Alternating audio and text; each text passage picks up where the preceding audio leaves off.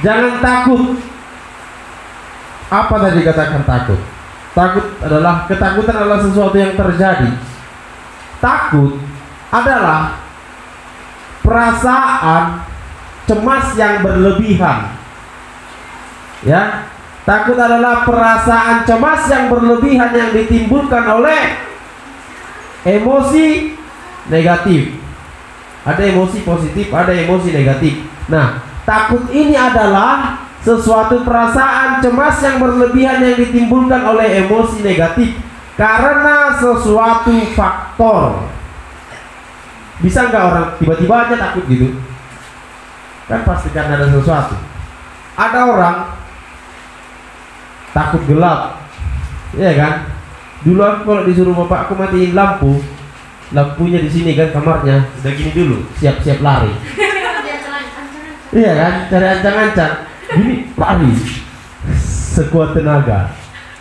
Iya kan, pernah ngalami seperti itu? Jalan di gelap-gelap, ini merinding, iya kan? Bengkak ini telinga, saking takutnya, akhirnya kita gini-gini. Harusnya nggak usah noleh kiri kanan. Kalau takut lurus saja ya kan. Tapi kita karena ketakutan kita akhirnya merinding. Ada kucing melompat, lihat, semuanya lihat. Justru karena kita lihat lah, makanya kita ketakutan. Benar nggak? Justru karena kita responilah sesuatu yang menyebabkan ketakutan itu, maka terjadilah kecemasan berlebihan. Ya enggak? Karena kita respon terhadap gelap adalah sesuatu yang berbahaya. Kan itu dalam pikiran kita kan, gelap itu ada setan. Ya kan? Itu pikiran kita kan, di gelap-gelap ada setan. Maka setiap yang melihat yang gelap timbul perasaan takut. Ya. Lalu kita ketakutan. Ya kan? Setelah kita ketakutan, kita menjadi sakit. Seperti yang dibilang tadi, kita mendengar kata corona, langsung pikiran kita bereaksi, ini adalah penyakit berbahaya. Kalau aku kena bagaimana? Nah, itu dia.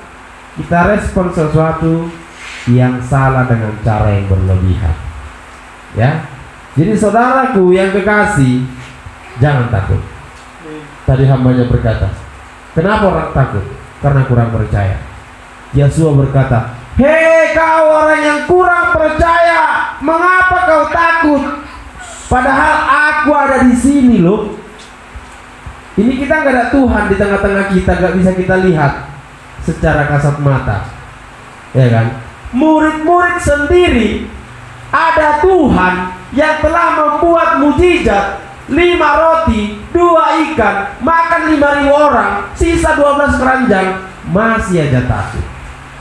Udah jelas-jelas dilihat mata kepala sendiri, dia itu adalah yang bisa membuat mujizat, tapi masih takut orang itu terhadap badai. Kenapa takut terhadap badai?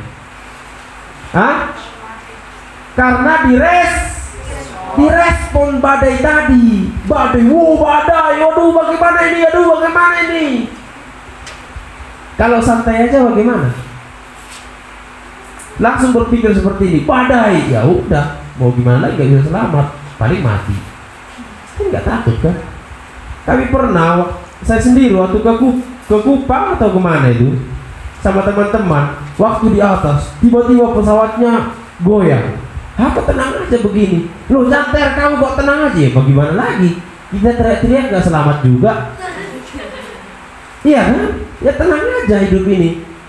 Mau kita takut berlebihan, apa karena ketakutanmu keselamatanmu ada? Enggak ada kan? Apa karena kekhawatiranmu hidupmu bertambah 1 hasta, kata Tuhan. Jangan kamu khawatir, sebab kebutuhanmu aku yang penuhi. Burung di udara takkan bisa terjatuh tanpa seizin aku, kata Tuhan. Jadi kalau hidup kita saudara-saudara yang kekasih adalah hidup yang diizinkan oleh Tuhan, jangan takut. Tuhan pasti membenahi kita, Tuhan pasti melindungi kita, Tuhan pasti memperhatikan kita. Amin. Apa yang kita takutkan? Kekurangan. Apa yang kita takutkan? Kematian. Apa yang kita takutkan di dunia ini? Hah?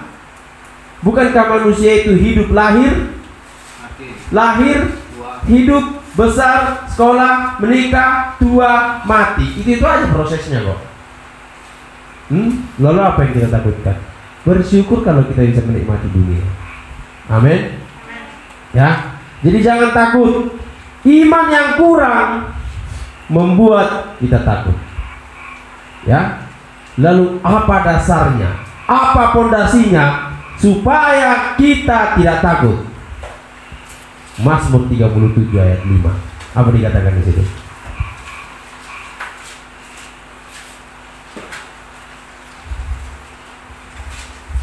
Mazmur 37 ayat 5, jangan kamu khawatir, tapi serahkanlah segala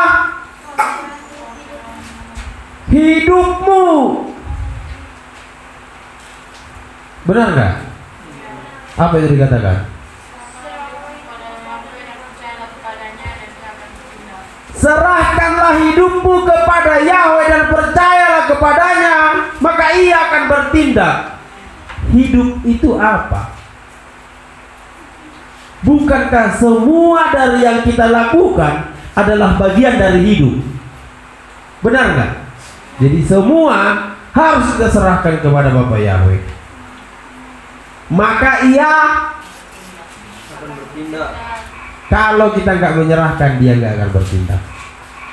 Ya, jadi serahkanlah hidup kita kepada Bapak Yahweh, apapun itu, maka dia akan bertindak untuk kebaikan kita. Ya, maka dia akan bertindak untuk damai sejahtera kita. Amin. Yang terakhir, tulus dan setia. Raja Daud tidak pernah takut sama Goliat.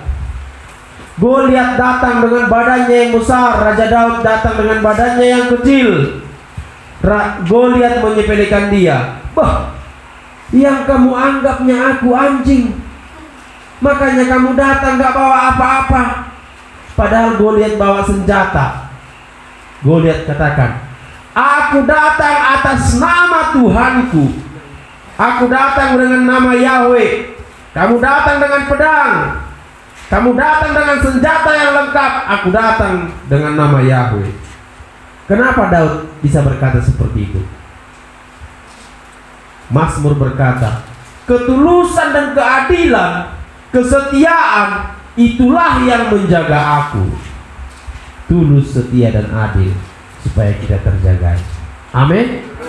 Tulus, setia, dan adil, kita akan terjagai. Terjagai dari apapun, supaya kita nggak takut, ya, supaya kita nggak khawatir. Raja Daud tulus, setia, dan adil. Dia menjadi raja dan dia tidak ambisi untuk mendapatkan harta kekayaan. Dia hanya tulus. Kau pilih aku Tuhan, oke silahkan. Dia hanya tulus menjadi pemimpin bagi bangsa Israel. Dia nggak menghirau, dia nggak memikirkan kekayaan besar, dia nggak memikirkan kehormatan. Ya, dia orang yang tulus, dia orang yang setia. Jadi jadilah tulus, jadilah setia, supaya kita tetap disertai, supaya perasaan takut itu hilang. Ya, jadilah orang yang hormat kepada mentornya. Raja Daud itu adalah hormat kepada Saul, kepada pimpinannya. Raja Daud adalah orang yang hormat kepada Raja Saul. Sekalipun Daud punya kesempatan membunuh untuk balas dendam, tapi Daud tidak melakukannya karena hormatnya, karena tulusnya, karena keadilannya. Amin. Bapak yang memberkati kita bersatu dalam doa.